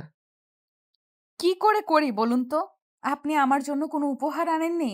চাইলে সেখান থেকে আপনাকে 50% দিতে পারি, কিন্তু আপনি তো কিছুই আনেননি। রোহান মিনমিন করে বলল, এনেছি তো, এক চিমটি ভালোবাসা। আর আমি 50 না, পুরো ভাগই নিয়ে ছাড়বো। সুপ্তি ভুরু কোচকে বলল, আপনার কথা আমার কান পর্যন্ত আসছে না রুহান স্যার, একটু সামনে এগিয়ে আসুন তো। সুপ্তি বলতে না বলতেই রোহান সুপ্তির পাশে এসে বিছানায় বসে পড়ে। সুপ্তি ঘাবড়ে গিয়ে বলল, আমি তো এতটা সামনে আসতে বলিনি রুহান স্যার। রোহান ফিসফিস করে বলল, আমি তোমার জন্য উপহার এনেছি সুপ্তি, তোমার টইটুম্বর ভালোবাসার জন্য একটা চুমু। সুপ্তি রোহানের কথায় হতভম্ব হয়ে তাকিয়ে আছে তার দিকে। রোহান এমন কিছু বলতে পারে তা তার ধারণার বাইরে। কি টেনে দিতে রোহান স্যার যখন দেখবেন তখন কি তারও ইচ্ছে হবে গাল টেনে দিয়ে বলতে, কোন রূপকথার রাজকন্যা তুমি, যার চোখে স্বপ্ন বুনেছি আমি। ভাবতেই গাল দুটো লজ্জায় লাল হয়ে আসছে। আয়নায় আরো একবার তাকিয়ে আনমনে সুপ্তি ভাবলো সে এত সুন্দর কেন হলো। একটু খারাপ দেখতে হতো, তখন না হয় সেও দেখতো রোহান স্যার তাকে কেমন ভালোবাসে। সুপ্তি টিফিন বক্সে রোহানের প্রিয় ইলিশার চিংড়ি কচুর সালুন নিয়ে শেষবারের মতো আয়নায় নিজেকে দেখে নেয়। প্রথমবারের মতো রোহানের জন্য খাবার নিয়ে যাচ্ছে সে। তার আগে সে হবু শ্বশুরের সাথে দেখা করতে যায়। লোকটা ঠিক তার বাবার মতো। এমন ভালো একজন মানুষের সাথে কেন যে থাকতে চায় না রোহান। বড্ড ভাবায় সুপ্তিকে ব্যাপারটা। রোহানের বাবা আজহার সাহেব সুপ্তির চোখের নিচ থেকে কাজল নিয়ে তার কানের পেছনে লাগিয়ে দিয়ে মুচকি হেসে বললেন, তোমার শাশুড়ি মা থাকলে হয়তো তাই করতো। সুপ্তি আকাশ ছোঁয়ার আনন্দ নিয়ে রোহানের কাছে যায়, কিন্তু সে রোহানের সাথে দেখা করতে গিয়ে যা দেখে তাতে তার মাথা হ্যাং হয়ে যায়। মেয়েটা রোহানের হাত ধরে অবলীলায় কথা বলে যাচ্ছে, আর রুহানকে দেখে সুপ্তির মোটো মনে হচ্ছে না সে এতে বিরক্ত। সুপ্তি রুহানের ডেস্কের কাছে গিয়ে বেশ শব্দ করে টিফিন বক্স রাখে। মেয়েটা হালকা ভয় পেয়ে রুহানের হাত ছেড়ে দেয়। রুহান বিরক্ত হয়ে বলল, এগুলো কি ধরনের অসভ্যতা সুপ্তি? সুপ্তি হাত পা কাঁপছে, রাগে তার শরীর থেকে আগুন বের হচ্ছে। মানুষের বিশেষ ক্ষমতা থাকলে হয়তো সে দেখা যেত ধোঁয়া বের হচ্ছে তার শরীর থেকে, কিন্তু সেই ক্ষমতা না থাকে কেউ দেখতে পায়নি সুপ্তির রাগগুলো। রুহান কি জানে আজ সে তার জন্য কতটা সময় নিয়ে সেজেগুজে এসেছে, হাত পুড়িয়ে তার জন্য প্রিয় খাবারগুলো রান্না করেছে। জানলে হয়তো বলতো না এভাবে। সুপ্তির রাগে টিফিন বক্স ছুঁড়ে ফেলে দেয় ফ্লোরে। দাঁত কটমট করে বলল, আপনি বুঝি এই আপুর হাত ধরে সভ্যতা শিখেছেন? তাহলে শিখুন, ভালো করে শিখবেন কিন্তু, তা না হয় আমিও শিখব। সুপ্তি হনহন করে চলে আসে সেখান থেকে। বাইরে আসতেই পেছন থেকে একজন ভাবি ভাবি বলে চেঁচিয়ে ওঠে। সুপ্তি পেছনে তাকিয়ে দেখলো হ্যাংলা পাতলা একটা লোক তাকে ডেকে ডেকে দৌড়ে আসছে। লোকটা এসে হাঁপিয়ে হাঁপিয়ে সুপ্তিকে বলল, আপনি সেনা যার জন্য রোহান স্যার সেদিন চুরি করে আপনাদের বাড়ি গিয়েছিল? সুপ্তি মুখটা কালো করে বলল, হুম। তাহলে এই মেয়েকে যার সাথে স্যার এতক্ষণ ধরে কথা বলছে, সবাই তো ভাবছে ওনার প্রেমিকা। কেউ আমার কথা বিশ্বাসই করছে না। সুপ্তির ভেতরটা হু হু করে উঠল। লোকটা জ্ঞানী ভাব নিয়ে বলল, তাহলে এই মেয়েকে যার সাথে এতক্ষণ ধরে স্যার কথা বলছে, সবাই তো ভাবছে ওনার প্রেমিকা। কেউ আমার কথা বিশ্বাসই করছে না। নিজের প্রেমিকাকে আঁচলে বেঁধে রাখতে হয়, তা না হলে ফুট করে উড়ে যাই। কিন্তু আজকাল মেয়েদের আঁচলই দেখি না আমি। সব খালি পেট বের করে শাড়ি পরতে গিয়ে আঁচল খুলে পড়ে। আপনি কাল থেকে আমার কাছে শাড়ি পরার ট্রেনিং নেবেন, বুঝতে পেরেছেন? বলতে না বলতেই ঠাস করে গালে একটা থাপ্পড় পড়ে। সুপ্তির হাত ব্যথা করছে লোকটাকে থাপ্পড় মেরে। সেখানে মিনিট দেরি না করে বেরিয়ে পড়ে সে। লোকটা সেখানেই ধপ করেই বসে পড়ে। রুহান ততক্ষণে বুঝতে পারে সুপ্তি রেগে যাওয়ার কারণ। সে ধুম করে রিমির গালে একটা চড় বসিয়ে দিয়ে বলে, বেয়াদব মেয়ে, হাত না ধরে কথা বলতে পারিস না তুই? জানিস ছেলেদের কত কষ্ট করতে হয় বউয়ের রাগ ভাঙাতে? কথাটা বলে রোহান দৌড়ে বাইরে চলে আসে। বাইরে সুপ্তির গাড়ি দেখতে পেয়ে বুঝতে পারে সুপ্তি হেঁটে হেঁটে যাচ্ছে। সেও তার জিপটা নিয়ে বেরিয়ে পড়ে। সুপ্তিকে এক প্রকারের জোর জবরদস্তি করেই রুহান গাড়িতে তুলে।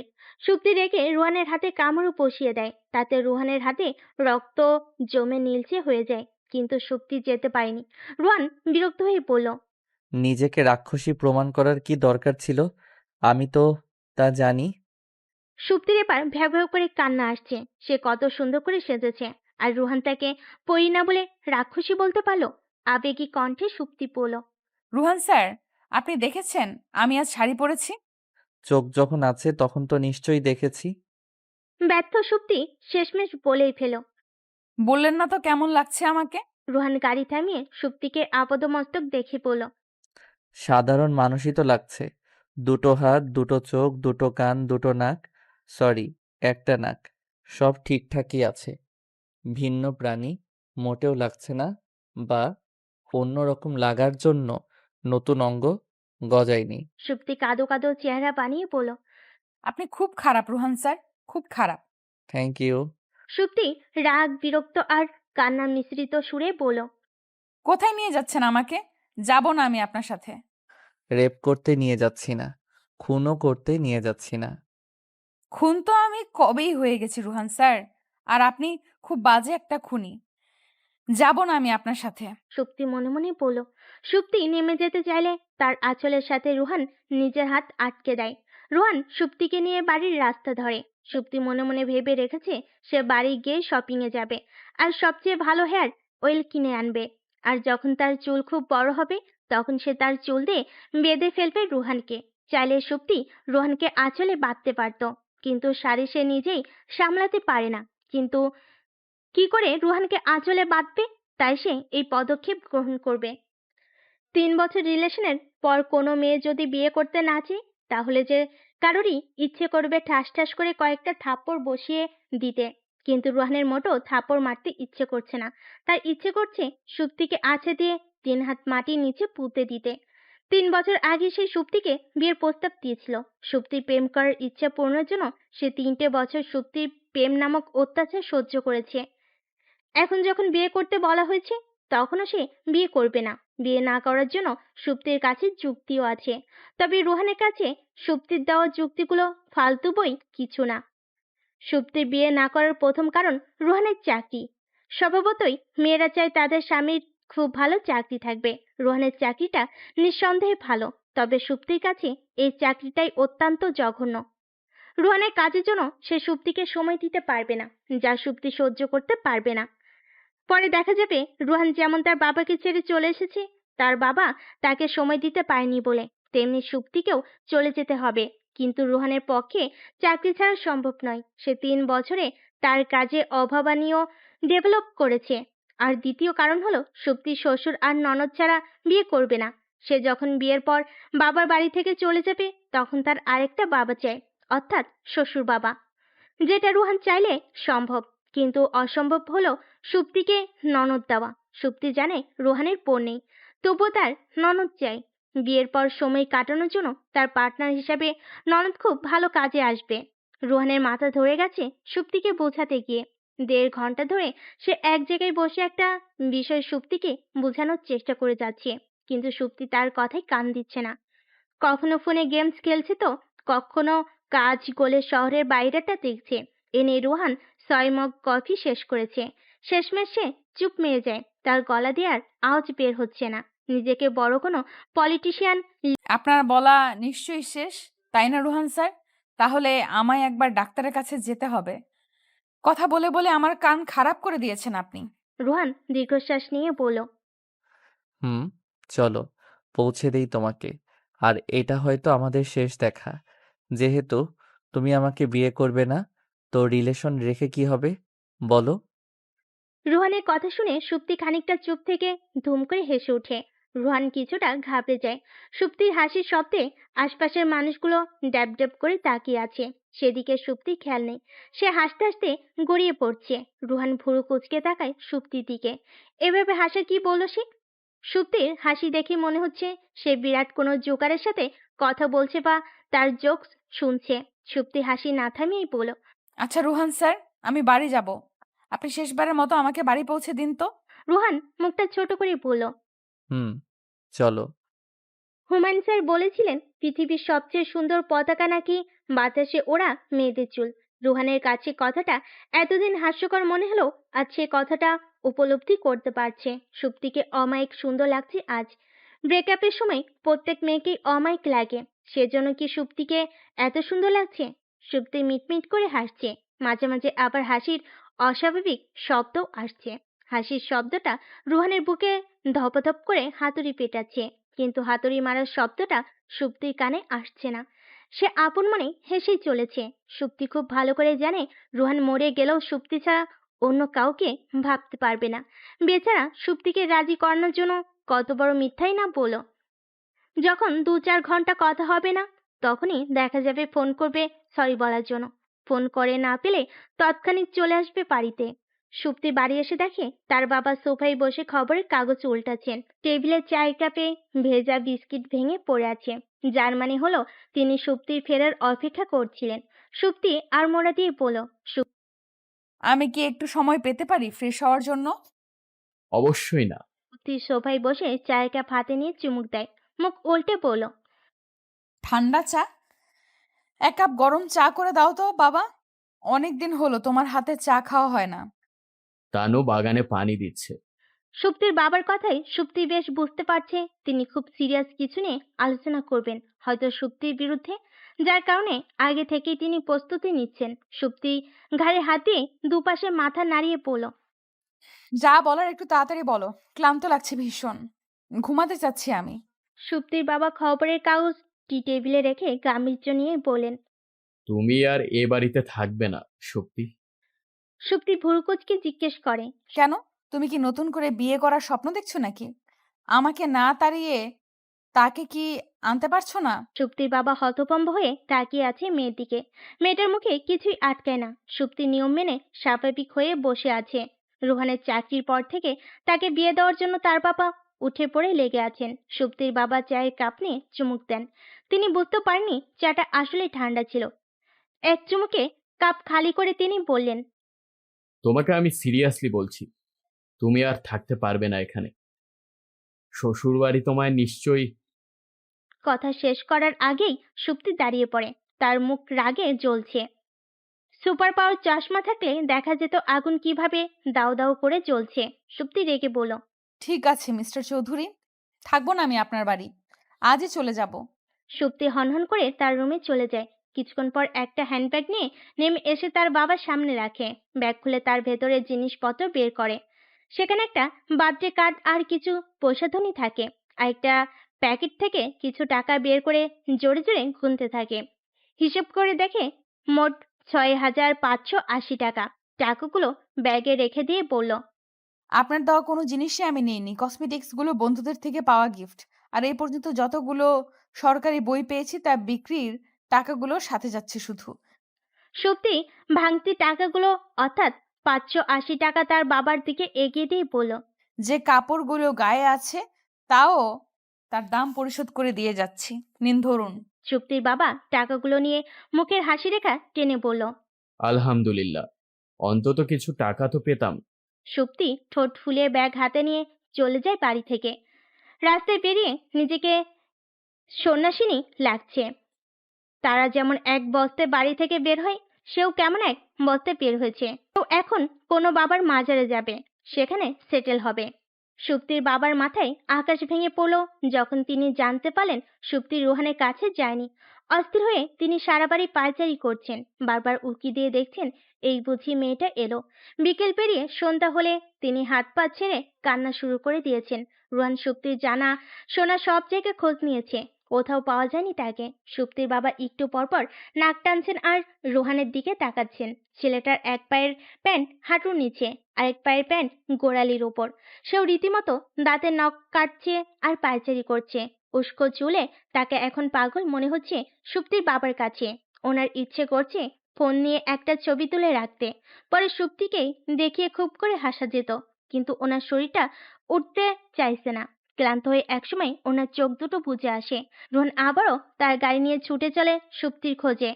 তার একবার বাথরুমে যাওয়ার দরকার ছিল, কিন্তু সময় নেই তার হাতে। তাকে যে সুপ্তিকে খুঁজে বের করতে হবে। সুপ্তির কিছু হলে সে নিজেই মরে যাবে। সে জানালার বাইরে তাকাতে পারছে না, হু হু করে কান্না আসছে। কতটা রাত পেরিয়ে গেছে। সুপ্তি ক্লান্ত হয়ে রাস্তার পাশে বেঞ্চিতে বসে পড়ে। তার বড্ড কান্না পাচ্ছে।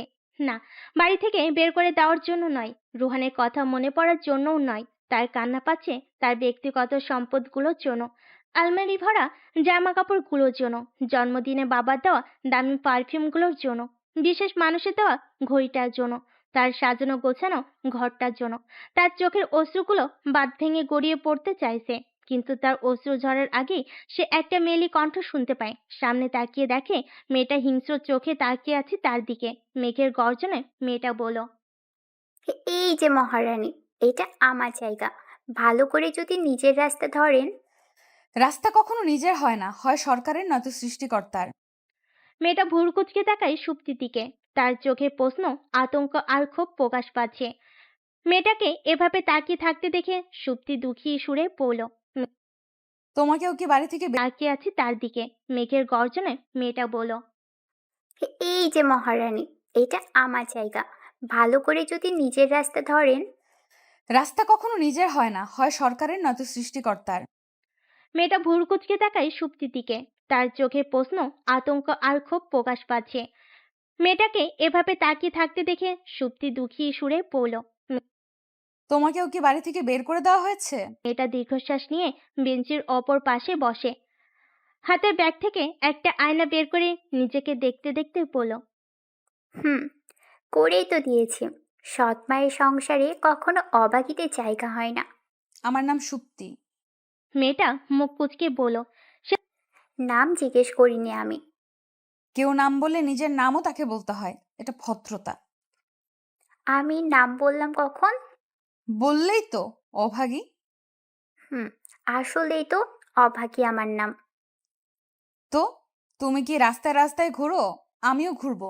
রাতে কি এখানেই শুয়ে পড়ো? আমাকে ভাগ দিও তো, একটুতেই হবে। দুজনে মিলে গল্প করব আর আকাশের তারা গুনবো। তারপর কখন যে ঘুমিয়ে পড়বো কারোরই খেয়াল থাকবে না। মজা হবে না? মুচকি হেসে বলল। মেয়েটা চোখ দুটো ছোট ছোট করে তাকায় সুপ্তির দিকে। তার কাছে সুপ্তিকে দেখে ভালোই মনে হচ্ছে, তাহলে পাগলের মতো বিলাপ কেন করছে সে বুঝতে পারছে না। ভদ্রঘরের মেয়ে বলে কি মজা করছে তার সাথে, তাও বুঝতে পারছে না সে। সুপ্তি মেয়েটাকে মুগ্ধ হয়ে দেখছে। মেয়েটার বয়স হয়তো 18 থেকে 19 হবে। এখন তো তার কলেজ টপ হয়ে প্রাইজ এনে সবাইকে খুশি করার কথা, কাস্টমারদের নয়। রোজ রাতে বেলকুনিতে দাঁড়িয়ে চাঁদ মামার সাথে গল্প করার কথা, রাস্তার পাশে বেঞ্চিতে বসে নয়। সুপ্তি মেয়েটার দিকে তাকিয়ে মুখে হাসি রেখা টেনে বলল, আচ্ছা, তোমার নাম কি? ফুলটুসি। এমন কারো নাম হয় নাকি? মেয়েটা মাথা নাড়ে। সুপ্তি ভুরু নাচিয়ে বলল, তাহলে? বাবার দেওয়া নাম পাপিয়া, নিজের বানানোর নাম ফুলটুসি। ফুলটুসি? তুমি কখনো স্কুলে গিয়েছো? কথাটা শুনে পাপিয়ার মুখটা গম্ভীর হয়ে যায়। চোখ দুটো ছলছল করছে।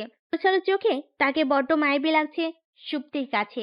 সুপ্তি একটু বেশি উৎসাহ নিয়ে বলল, বলো না তোমার জীবনের গল্পটা। কেউ আমাদের গল্প শুনতে চায় না, আমরা অন্য পৃথিবীর মানুষ। তুমি কেন শুনতে চাইছো? তার মানে তুমি পড়াশোনা পছন্দ করো না, তাই না? মোটেও না। আমি যখন স্কুলে পড়তাম সবার আগে ছিলাম ক্লাসে। বাবা রোজ স্কুল থেকে আসলে আমার পড়া নিত। এতটুকু বলে পাপিয়া থেমে যায়। ঠোঁট কামড়ে ধরে। কিছুটা সময় নিয়ে আবার বলতে শুরু করলো। এখনো হয়তো বাবা পরে জিজ্ঞেস করে, নতুন মায়ের ছেলে মেয়ের থেকে। বলে পাপিয়া চোখের পানি মুছে ওড়না দিয়ে হালকা করে মুখটা মুছে নেয়। স্বাভাবিক হয়ে সুপ্তিকে বলে, তোমাকে মনে হয়েছে ভালো ঘরের, এখানে কেন? পাপিয়া ভুরু কুঁচকে তাকায় সুপ্তির দিকে। কথাটা তার ব্রেন ক্যাচ করতে পারেনি। সুপ্তির বাবার ঘুম ভাঙে লাঠির আঘাতে। চোখ খুলে দেখেন সুপ্তির দাদি লাঠি নিয়ে দাঁড়িয়ে আছেন। শক্তি থাকলে হয়তো বিশাল বড় দা নিয়ে দাঁড়িয়ে থাকতেন, অথবা বৈদ্যুতিক খুঁটি। খুঁটির কথা মাথায় আসতেই ওনার মাথায় খট করে একটা শব্দ হয়। সুপ্তির দাদি ওনার মাথায় হাতের লাঠি দিয়ে ধুম করে একটা বাড়ি দিয়ে বললেন, হতচ্ছাড়া, তুই এখনো বাড়ি পইরা আসস, বাইর হইয়া যা, মাইয়াটারে না লইয়া বাড়ি আসবি না। সুপ্তির বাবা লাঠির আঘাতে দৌড়ে বেরিয়ে আসে। বাইরে যেতে না যেতেই সুপ্তির দাদি ঠাস করে দরজা বন্ধ করে দিয়ে চলে যান। সুপ্তির বাবার গায়ে একটা কালো গেঞ্জি। গেঞ্জি পরে তিনি রাস্তায় বসে থাকলে ওনার প্রেস্টিজ বানচাল হয়ে যাবে। তাই তিনি দরজার সামনে দাঁড়িয়ে মাকে ডাকছেন আর নাক টেনে টেনে কাঁদছেন। এই মুহূর্তে সবচাইতে অসহায় মনে হচ্ছে নিজেকে। একদিকে মেয়ের লাপাত্তা, অন্যদিকে নিজের সম্মান। নিজেকে এখন আলাদিন ভাবতে ইচ্ছে করছে। আলাদিনের মতো ওনার কাছে জাদুর প্রদীপ থাকার আকাঙ্ক্ষা ওনার মনে। দত্তের কাছে সুপ্তি আর কাপড় চাওয়ার প্রার্থনা করতে ইচ্ছে করছে। রুহান একরাশ বিরক্তি নিয়ে তাকিয়ে আছে সুপ্তির দিকে, আর সুপ্তি আপন মনে কফির মগে চুমুক দিয়ে যাচ্ছে। রুহান সুপ্তিকে সব জায়গায় খুঁজে যখন পায়নি, তখন তার বাড়ির কথা মাথায় আসে। তার বাবার প্রতি রাগ অভিমান ভুলে সে বাড়ি যায়, আর গিয়ে দেখে কোথা থেকে এক মেয়ে ধরে নিয়ে এসেছে। মেয়েটার ঠিকানাটাও জানেনি সুপ্তি, তবুও মেয়েটাকে থাকতে দিচ্ছে। আবার তাকে নাকি কলেজে ভর্তি করিয়ে দিতে হবে। রাগে মাথা ফেটে যাচ্ছে রুহানের, কিন্তু সে রাগ দমন করেই বলল, দেখো সুপ্তি, তোমার জন্য আমি আমার পুরনো আবেগগুলো মাটি চাপা দিয়েছি। বাবা কখনোই আমাকে আর মাকে সময় দিত না, সবসময় ওনার কাজ নিয়েছিল। মা সহ্য করতে না পেরে হার্ট অ্যাটাক করে মারা যায়। সেই থেকে সেই থেকে বাবাকে ছেড়ে চলে এসেছি আমি। কিন্তু তোমার জন্য আমি তাকেও মেনে নিচ্ছি। কিন্তু একটা অচেনা অজানা মেয়ে। একটা গল্প করার সাথীর জন্য প্রকৃতি আমাকে এখানে এনেছে। অজানা না, ওকে জানি আমি। ওর নাম পাপিয়া, ভালোবাসার নাম ফুলটুসি। তবে এই নামে শুধু আমি ডাকবো, আপনি আবার ডাকতে যাবেন না রুহান স্যার। রুহান খানিকটা রেগে ঝাঁঝালো গলায় বলল, কোথা থেকে এক উটকো মেয়েকে ধরে এনেছো, যার ঠিকানা পরিচয় কিছুই বলতে পারছো না, আবার তাকে বলছো বাড়িতে জায়গা দেওয়ার জন্য? ওই মেয়েরও জায়গা নেই, আর তোমারও জায়গা নেই। রোহন কথাটা বলতেই সুপ্তি ভ্যাঁ ভ্যাঁ করে কান্না করে দেয়। রেস্টুরেন্টের আশেপাশের লোকগুলো রোহানের দিকে সন্দেহের দৃষ্টিতে তাকাচ্ছে। সুপ্তির চোখে পানি না থাকলেও সে নাক টানছে আর বলছে, চলে যাব, সত্যি সত্যিই চলে যাব আমি, আর কখনোই ফিরবো না। আপনাদের শান্তি দিয়ে দেব, কর্পূরের মতন হাওয়া হয়ে যাব একদিন। রোহন কথাটা বলে কতটা বিপদে পড়েছে তা হারে হারে বুঝতে পারছে সে। সুপ্তিকে না থামালে তাকে বেশ অপদস্থ হতে হবে। অগত্যা তাকে কথা দিতে হলো পাপিয়াকে কলেজে ভর্তি করিয়ে দেওয়ার। সুপ্তি খুশি মনে বাড়ি ফিরে, তবে পাপিয়াকে সে রুহানের বাড়ি পাঠিয়ে দেয়, আর তাকে স্ট্রিক্টলি বলে দেয় যেন পাপিয়ার যত্নে কোনো ত্রুটি না হয়। সুপ্তি বাড়ি ফিরতে না ফিরতেই তার বাবা তার হাতে বিশাল বড় এক লিস্ট ধরিয়ে দিয়ে বলেন, তোমার সব বন্ধুদের নাম লিখে তোমার সব বন্ধুদের নাম লিখে ফেলেছি। মোট 125 জন হয়েছে। দেখো আর কারো বাকি পড়েছে কিনা। সুপ্তি বিরক্ত হয়ে বলল, ওরা কেউ ফকির নয় বাবা, এত লোক দাওয়াত দেওয়ার দরকার নেই, শুধু শুধু টাকা অপচয়। বিয়ের পর বাচ্চা কাচ্চা হবে, ওদের জন্যও কিছু বাঁচিয়ে রাখতে হবে না? তাই বলে বন্ধুদের জানাবে না? দরকার নেই বাবা, আসবে তো আসবেই, এমন ভাবে আসবে দেখে মনে হবে বিয়েটা ওদেরই অপচয়। বিয়ের পর বাচ্চা কাচ্চা হবে, ওদের জন্যও কিছু বাঁচিয়ে রাখতে হবে না? তাই বলে বন্ধুদের জানাবে না? দরকার নেই বাবা, আসবে তো আসবেই, এমন ভাবে আসবে দেখে মনে হবে বিয়েটা ওদেরই। তখন দেখা যাবে আমার বিয়ে করার মুডই চলে যাবে। সুপ্তির বাবা নিরস কণ্ঠে বললেন, সত্যি বলবো না ওদের। না, একদমই না, কাউকে বলার দরকার নেই। গুনে বেছে 20 জন অতিথি থাকবে বিয়েতে। আমার তো ইচ্ছেই ছিল কাউকে না জানানোর, কোনো এক বিকেলে উনি ফোন করে ঠুস করে বলবেন, সুপ্তি চলো বিয়ে করে ফেলি। তখন আমি নাচতে নাচতে তাকে বিয়ে করতে চলে যেতাম। পরদিন তোমাকে নাতনির সংবাদ দেওয়ার জন্য মিষ্টি নিয়ে আসতাম। সুপ্তির কথায় তার বাবা দুইটা সুপ্তিকে দেখতে পাচ্ছেন। সুপ্তির 4 চোখ আর 2টা নাক, সবকিছু দ্বিগুণ দেখতে পাচ্ছেন তিনি। মনে হচ্ছে উনি এখন বেহুশ হয়ে যাবেন। সুপ্তি ওনাকে সেই সুযোগটা দিয়ে বলল, আমার তো তোমাকেও জানানোর ইচ্ছে নেই বাবা, কিছু মনে করো না যদি ফিক্স ডেটের আগেই বিয়ে করে ফেলি। তুই কাউকে না জানিয়ে বিয়ে করার ইচ্ছে থাকলেও তার ইচ্ছে পূরণ হয়নি। বেশ জাঁকজমকপূর্ণ অনুষ্ঠান হয় বিয়ের। তার বন্ধুরাও মোটামুটি নিজেদের বিয়ের ব্যবস্থা করে ফেলে। বেশ আনন্দেই কাটে বিয়ের দিনটা। তবে সুপ্তির অবস্থা বেগতিক। যে রুমে তাকে বসানো হয়েছে সেই রুমে বিভিন্ন ফুলের গন্ধে তার ভালো লাগার বদলে ভীষণ বিরক্ত লাগছে। নিজেকে যথেষ্ট দুর্বল মনে হচ্ছে তার। ঘুমোতে পারলে ভালো হতো। সে ভারী শাড়িটা খুলতে পারছে না। খুলতে গেলেই এখানে ওখানে পিনের গুঁতো লাগছে। অতিরিক্ত বিরক্ত লাগছে তার। এর জন্য সে এভাবে বিয়ে করতে চায়নি। ফুলটুসিকেও ডাকতে পারছে না। তার উপর আজ বেশ ধকল গেছে। এখনো পর্যন্ত সে ফুলটুসির মুখ থেকে ভাবি ডাক শুনতে পায়নি। রুহান রীতিমতো ঘামছে। রুমের সামনে পায়চারি করছে। ভেতরে ঢোকার সাহস অর্জন করতে পারেনি সে। বুক ধুকপুক করছে। মনে হচ্ছে হৃৎপিণ্ডটা লাফাতে লাফাতে আকাশে উড়ে যাবে। ফুলটুসি চতুর্থবারের মতো পানির গ্লাস নিয়ে হাজির হয়। তার এবার বিরক্ত লাগছে। রুহান বেশ বুঝতে পারছে পাপিয়ার বিরক্তির কারণ। তার বন্ধুদের মজা হজম করার মতো ধৈর্য তার ছিল না। তবে আছে, সহ্য করেছে। সহ্যের বাঁধ ভাঙলে সে দরজা খুলে ভিতরে যায়। কিন্তু সে ভেতরে ঢুকে হকচকিয়ে ওঠে। তার বিছানা খালি কেন? সুপ্তি কোথায়? সে শুনে এসেছে বাসে বউরা লম্বা ঘোমটা টেনে বিছানায় বসে থাকে। সুপ্তি কোথায় বসেছে? বিছানায় নেই কেন? কোথায় বসেছে সে? রোহানের গলাটা শুকিয়ে আসছে। আর এক গ্লাস পানি খেতে পারলে ভালো হতো। কিন্তু পাপিয়াকে ডাকার জন্য তার গলা দিয়ে আওয়াজ আসছে না। গলাটি কি বসে গেছে, নাকি তার ঠোঁট দুটো নড়ছে না? বুঝতে পারল না রুহান। সুপ্তি ওয়াশরুম থেকে বের হয়ে দেখলো রুহান ফ্লোরে গালে হাত দিয়ে বসে আছে।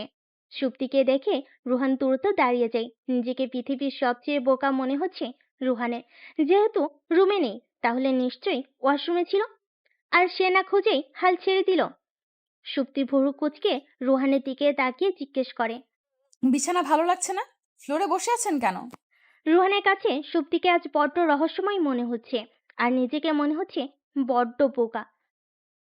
স্কুট হাসুন বলেছিলেন, প্রেমে পড়লে বোকা বুদ্ধিমান হয়ে ওঠে আর বুদ্ধিমান বোকা হয়ে যায়।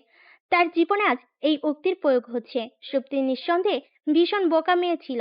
রোহানের দিব্যি মনে আছে, সে যখন সুপ্তিকে প্রথম পড়াতে যায় সে সুপ্তিকে প্রশ্ন করেছিল। বলো তো, মাছ কোথায় থাকে? সুপ্তি বেশ খানিকটা সময় ভেবে উত্তর দেয়, ডিপ ফ্রিজে। আপনার কি খেতে ইচ্ছে করছে? নিশ্চয়ই করছে। টিউটরদের তো টিফিন দিতে হয়। আপনাকে কিছুই দেওয়া হয়নি। আম সরি। কাল থেকে আপনাকে রোজ মাছ ভাজি দেওয়া হবে। কোনো টেনশন নিয়েন না। তখন থেকেই রুহান সুপ্তির প্রোফাইল বুঝে গিয়েছিল। রুহানের মাছ ভাজি খাওয়ার ভাবনা সুপ্তির কথাই উড়ে যায়। সুপ্তির রাগী কণ্ঠে বলে, চিন্তা করার হলে হিমালয়ে চলে যান, ঘরে বসে না। রুহান রীতিমতো ভড়কে গেছে। সুপ্তি নিশ্চিত বুদ্ধিমতী হয়ে গেছে। সে মিথ্যা বলে সুপ্তি ধরে ফেলতে পারে। বুদ্ধিমতী মেয়ে আর স্ত্রীর সাথে কথা যে কেউ বলতে পারে না। আর রুহানের এমনিতেও মিথ্যা বলার অভ্যাসটা নেই। তাই সে আমতা আমতা করে বলল, আসলে আমি এসে তোমাকে পাইনি তো তাই চিন্তিত ছিলাম। ভেবেছিলাম তুমি হয়তো খাটের নিচে থাকতে পারো। চেক করতে গিয়ে পড়ে যাই। ওঠার আগেই তুমি চলে এসেছো। মানে আমি আপনার সাথে হাইড অ্যান্ড সিক খেলছিলাম নাকি? না, তবুও খুঁজেছিলাম। যদি না পাই তাহলে ধরে নিতাম তুমি পালিয়েছো। কিন্তু তুমি এর আগেই চলে এসেছো। পালাইনি, তবে পালাতে পারি। রোহানের চোখ দুটো ধপ করে জ্বলে উঠল। পালাবে মানে? এত পরিশ্রম করে বিয়ে করেছে আর মেয়ে বলছে পালাবে? তা সে হতে দেবে নাকি? ঠ্যাং ভেঙে কোলে বসিয়ে রাখবে। সাহস কত মেয়ের! তবে রোহানের সাহস সুপ্তির কথাই ঠুস করে ফল করলো। সুপ্তি পড়ল, আমার জন্য গিফট এনেছেন? বাসরে তো বর বউকে গিফট দেয়, আপনি দিবেন না? রোহানের মাথায় কথাটা ভুলেও আসেনি। সে এতটাই ঘাবড়েছিল, এসব চিন্তা তার কল্পনাই ছিল না। রোহানকে চুপ থাকতে দেখে সুপ্তি পড়ল, ঠিক আছে, ব্যাপার না। আমি কিন্তু আপনার জন্য একটা সারপ্রাইজ গিফট এনেছি। রোহান উৎসুক হয়ে জিজ্ঞেস করে, কি গিফট? ওখানে টেবিলে রাখা আছে, নিজে গিয়ে দেখে নিন। রুহান এক প্রকার নাচতে নাচতে টেবিলের কাছে যায়। আলাদা সে প্রায় আটখানা যখন টেবিলের উপর একটা চিরকুট দেখতে পায়। সুপ্তি নিশ্চয়ই রুহানের চিঠির উত্তর লিখেছে। তার আলাদি মুখখানা ফ্যাকাশে হয়ে যায় চিরকুটের উপর ডিভোর্স লেটার লেখা দেখে। সুপ্তির বাবা সুপ্তির সব জিনিসপত্র ছুঁড়ে ছুঁড়ে ফেলেছেন। বাড়ির সামনে বিশাল বিশাল 3টা ট্রাক এসে দাঁড়িয়েছে। তানু জিনিসপত্রগুলো ট্রাকে তুলছে। তার কাজে 4জন সার্ভিস কর্মী সাহায্য করছে। তিনি সুপ্তির কোনো জিনিসই বাড়িতে রাখতে চান না। যেখানে ওনার মেয়ে নেই সেখানে তার জিনিসপত্র কেন থাকবে? কত করে সুপ্তিকে বলো এ বাড়িতে থাকার জন্য, কিন্তু সে দেই দেই করে শ্বশুর বাড়ি চলে গেল। আর যখন তিনি যেতে চাইলেন তখন শটান বলে দিল, খবরদার বাবা, তুমি একদম যাবে না। অন্তত 15 দিন তুমি ওইদিকে তাকাবেও না। লোকে যেন না বলে মেয়ের সাথে সাথে মেয়ের বাবাও চলে এসেছে। কেমন বেহায়া বাপ মেয়ে। মেয়েটা বিয়ের সাথে সাথে স্বার্থপর হয়ে গেছে। সাধারণত ছেলেরা বউ পেয়ে বাবা মাকে দূরে ঠেলে দেয়। তিনি এমন ঘটনা বহুবার দেখেছেন। ওনার জীবনে ব্যতিক্রম ঘটনা ঘটেছে। মেয়েটা যার সময় একবার জড়িয়ে ধরে 2 ফোঁটা চোখের পানি পর্যন্ত ঝরানি। কত স্বার্থপর হলে মেয়েটা এমন করতে পারলো? ওনার শুক্রাণু এমন হবে উনি কল্পনাও করেনি। উনি সুপ্তির টেডিগুলোর দিকে তাকিয়ে একটা টেডি হাতে নেন। তারপর উচ্চ স্বরে, সাধারণত ছেলেরা বউ পেয়ে বাবা মাকে দূরে ঠেলে দেয়। তিনি এমন ঘটনা বহুবার দেখেছেন। ওনার জীবনে ব্যতিক্রম ঘটনা ঘটেছে। মেয়েটা যার সময় একবার জড়িয়ে ধরে 2 ফোঁটা চোখের পানি পর্যন্ত ঝরানি। কত স্বার্থপর হলে মেয়েটা এমন করতে পারলো? ওনার শুক্রাণু এমন হবে উনি কল্পনাও করেনি। উনি সুপ্তির টেডিগুলোর দিকে তাকিয়ে একটা টেডি হাতে নেন। তারপর উচ্চ স্বরে বলেন, ওকে, কাট। ওকে গিয়ে বলে দিও আমি এবার সত্যি সত্যি বিয়ে করব। যখন আরেকটা মেয়ে হবে তখন তাকে বিয়ে দিয়ে এ বাড়িতেই রেখে দেব। আমার ঘরেই তার জামাই আর সে সুখে শান্তিতে থাকবে। কথাটা বলে উনি ঠাস করে ফেলে দিলেন মিকি মাউসটাকে। কিন্তু আশ্চর্য ঘটনা, মিকিটা উঠে এসে ওনাকে মারতে শুরু করলো আর বলতে লাগলো, বিয়াত্তা মাইয়ার বাপ হওয়া সত্ত্বেও তুই বিয়া করার চিন্তা করস? হারাম জাদা, বাড়িতে গিয়া বাইর হ। সুপ্তির বাবা ভালো করে তাকিয়ে দেখেন মিকিটা ওনাকে মারলো। মিকিকে পরিচালনা করছে ওনার মা, বাগের স্টেডি দিয়ে মারছে। যদি হাতে লাঠি থাকতো তাহলে হয়তো দেখা যেত প্যান্ট ভিজে যেত ওনার ছেলেবেলার মতো। চিরকুটের লেখার উপর বেশ বড় করে নীল কালিতে লেখা ডিভোর্স লেটার। রোহান চিরকুটের নিচ থেকে প্যাকেট খুলে দেখে সেটা খালি। রক্ত মাথায় উঠে গেছে রোহানের রক্ত মাথায় উঠে গেছে। ইচ্ছে করছে সুপ্তিকে গলা ধাক্কা দিয়ে রুম থেকে বের করে দিতে। তা না হলে সুপ্তির সামনে থাকলে সে তাকে মেরেই ফেলবে। রাগে গজগজ করতে করতে সে সুপ্তির দিকে তাকায়। সুপ্তি বেশ স্বাভাবিক দৃষ্টিতেই তাকিয়ে আছে রোহানের দিকে। রোহানের মনে হচ্ছে সুপ্তির চোখ দুটো উঠিয়ে আনতে পারলে ভালো হতো। কত বড় বেয়াদব মেয়ে! সে রেগে মেঘের গর্জন দিয়ে বলল, এগুলো কি ধরনের ফাইজলামো সুপ্তি? আপনি কিন্তু আমায় ফাজিল বলছেন। ফাজিলের মানে জানেন? এর মানে হলো অতিরিক্ত জ্ঞানী। আর আমি কিন্তু মশকারি করছি না আপনার সাথে, আমি সত্যিই বলছি। যদি আপনি চাকরি না ছাড়েন তাহলে হয়তো আমাকে ডিভোর্স দিতে হবে আপনার। চাকরি ছাড়লে খাবো কি? তোমায় খাওয়াবো কি? কেন? রিক্সা চালাবেন, চিন্তা করবেন না, আমি রিক্সা কিনে দেব। তারপর রোজ চন্দ্রিমার রাতে আমি আর আপনি রিক্সায় করে শহর ঘুরবো, দুজনে মুঠো ভরে জ্যোৎস্না কুড়াবো। আহা, ভাবলেই মনটা ফুরফুর করছে। রোহান স্তব্ধ হয়ে সুপ্তির কথা শুনছে। সে কথা বলার জন্য ভাষা হারিয়ে ফেলেছে। সুপ্তি হেলে দুলে বিছানায় গিয়ে পা তুলে বসে, মুখটা ছোট করে বলে, রুহান স্যার, আমার ভীষণ খিদে পেয়েছে, একটু খাবারের ব্যবস্থা করবেন দয়া করে। রোহান সেখানে এক জায়গায় স্থির হয়ে দাঁড়িয়ে আছে। নড়তে ভুলে গেছে সে। সুপ্তি অনুনয় করেই বলল, প্লিজ রুহান স্যার। সেদিন বাবা নাকি আমার কথায় 2টা সুপ্তিকে দেখেছিল, আর আজ আমি 4টা রুহান স্যার দেখতে পাচ্ছি। কথাটা বলতে বলতেই সুপ্তি বিছানায় পড়ে যায়। সুপ্তির পড়ার শব্দ রোহানের বুকে ঠাস করে তবলা বাজায়। দৌড়ে সুপ্তির কাছে যায়। সুপ্তি, সুপ্তি বলে ডেকে ওঠে। ঘাবড়ে যায় রুহান। সুপ্তি উঠছে না কেন? বেহুশ হয়ে যায়নি তো? নাকি বেহুশ হওয়ার ভান করছে? রুহান সুপ্তির মুখে পানি দেওয়ার জন্য পানি গ্লাস খুঁজে, কিন্তু গ্লাসে পানির বদলে জুস পায় সে। জুস হাতে দাঁড়িয়ে রোহান চিন্তা করছে কি করবে। বেশ কিছুক্ষণ চিন্তা ভাবনা করে সে জুসটা তৃপ্তির মুখে ঢেলে দেয়, কিন্তু তৃপ্তি রেসপন্স করেনি। সে সুপ্তির মুখের সামনে উপর হয়ে বলল, সত্যি তুমি কি সত্যি বেহুশ হয়ে গেছো? আমি শুনেছি কেউ বেহুশ হলে নাকি সে খুব দ্রুত শ্বাস প্রশ্বাস নেয়, কিন্তু তুমি তো খুব স্বাভাবিকভাবেই শ্বাস প্রশ্বাস নিচ্ছ। কথাটা বলে রোহান কিছুটা সময় পর মুচকি হাসে, সুপ্তির পাশে শুয়ে পড়ে, দীর্ঘশ্বাস নিয়ে বলে, আমার বিয়ে করা বউয়ের উপর শুধু আমার অধিকার, সেখানে কোনো পিঁপড়ের ছোঁয়াও লাগতে দেব না। কিন্তু তোমার মুখের উপর থেকে মিষ্টি জুস না সরালে সেখানে পিঁপড়ে ঠিকই চলে আসবে। তারপর তারা কামড়ে দিতেও পারে, কিন্তু আমি বেঁচে থাকতে তারা কেন কামড়াবে বলো? তবে আমার মনে হচ্ছে তুমি পিঁপড়ের কামড় খেতে চাও। As your wish, Supti.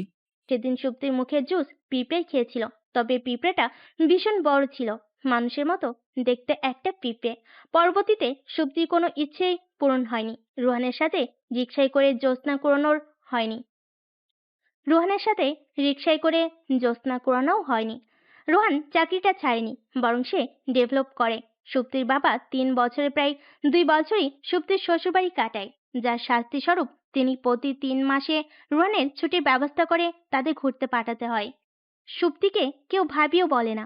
বছরখানেক পরেই ফুলটসির বিয়ে হয়ে যায়। বড় লন্ডনে প্রাইভেট কোম্পানিতে চাকরি করে। পাপিয়াকে নিয়ে সেখানে চলে যায়। সুপ্তির কোমর পর্যন্ত লম্বা চুলের জন্য তাকে আফসোস করতে হয়। রোহান চুল টেনে বলে, ইউর উইশ। ও বিনুনিওয়ালি, কি নামে ডাকবো তোমায়? কেশবতী নাকি নাক টানুনি? তবে পূর্ণ চাঁদের রাতগুলোতেই সুপ্তি ছাদেই কাটিয়ে দেয়। তার সাথে অন্তরালের মানুষটা। কখনো কখনো সে সশরীরে উপস্থিত থাকে না, তবে তার অন্তরালে ঠিকই থেকে যায়। তখন সুপ্তি নাক টেনে কাঁদলে রোহান স্ট্রিক্টলি বলে দেয়। খবরদার সুপ্তি, কাঁদবে না। তোমার নাকের পানিতে ছাদ নোংরা হচ্ছে, নাক টানুনি কন্যা। তখন সুপ্তি অভিমানে সুরে বলে, আপনি খুব বাজে রুহান স্যার, আপনার সাথে আমার আড়ি। আমি কেঁদে কেঁদে শুধু ছাদে ভাসিয়ে ফেলবো না, আপনার কাপড়ও নোংরা করব। একবার আপনি আসুন, তারপর দেখবেন আমি কি করি। আর যখন মানুষটা সশরীরে উপস্থিত থাকে, তখন তার কাঁধে মাথা রাখে জ্যোৎস্নায় বিলাস করে। তখন রোহান নিজের সাথে সুপ্তিকে জড়িয়ে ধরে আর বলে, জ্যোৎস্না কুরানি বুড়িটা কি আমায় সারা জীবন আমায় স্যার বলেই কাটিয়ে দিবে? হুম, সার বলবো, চলবে? সুপ্তি কথাটা বলেই খিলখিলিয়ে হেসে ওঠে। আর রোহান সেই অমায়িক হাসির দিকে তাকিয়ে থাকে অপলক। আর তাকিয়ে থাকে নিস্তব্ধ পৃথিবীটা। তাকিয়ে তাদের জ্যোৎস্না বিলাস দেখে। চারটা নিজেকে গর্বিত মনে করে তাদের সে সুযোগটা দিয়ে। রাতটা চলে যেতে চায় না তাদের সুন্দর মুহূর্তটা ছেড়ে। নিশিথা পাখিগুলো মিটমিটিয়ে হেসে ওঠে তাদের দেখে। চলতে থাকুক তাদের এই ভালোবাসাবাসী, জীবনের পূর্ণতা পাক।